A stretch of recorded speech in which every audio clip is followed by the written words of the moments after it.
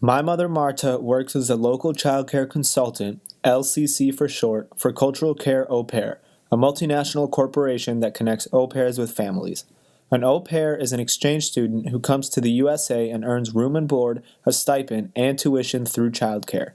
Marta's main responsibilities are sales in the form of new families signing up and helping manage the relationships between au pairs and their families.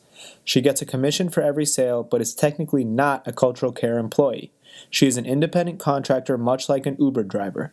She is considered a self-employed business owner by the IRS. In the past few months, sales have tapered off a bit with very few new families signing up. After interviewing my mother, we determined a few key reasons for the decline. The first reason that we identified for the declining sales is that advertisements, specifically Facebook ads, are being seen but not actually resulting in sales. We know they're being seen because Facebook monitors ad viewership so you can tell how many people have seen them. Also, corporate advertising campaigns are taking away from LCC's sales. This is essentially advertising cannibalization.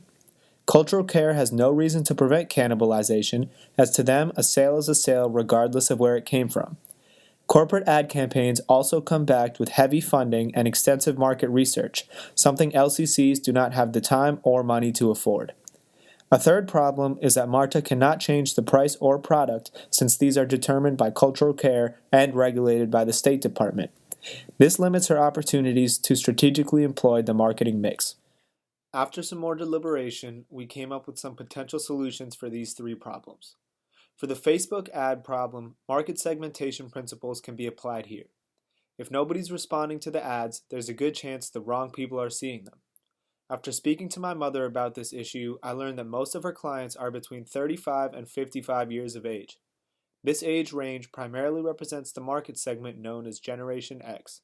According to the Kasasa.com article from Guide Sheet 1, Facebook is actually not the preferred social media of Generation X. Most likely, those seeing her Facebook ads do not make up her target market, thus explaining the lack of activity despite high viewership. I will cover the steps she can take to correct this a little bit later. As I mentioned earlier, corporate ad campaigns are taking sales away from LCCs, but au pairs are something that consumers make a special effort to seek out and buy should they run into childcare issues. Au pair contracts are also fairly long-term, usually lasting about a year.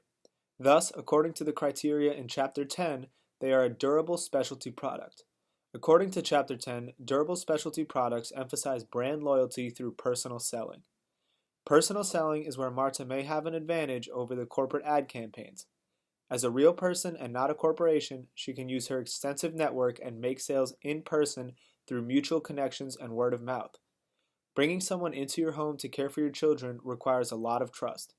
That trust is gained much more easily through personal referrals and face-to-face sales tactics than through national marketing campaigns. By getting back to the basics and focusing on building real relationships with prospective customers, Marta can gain a leg up on sales that would otherwise be gobbled up by the Cultural Care Corporation.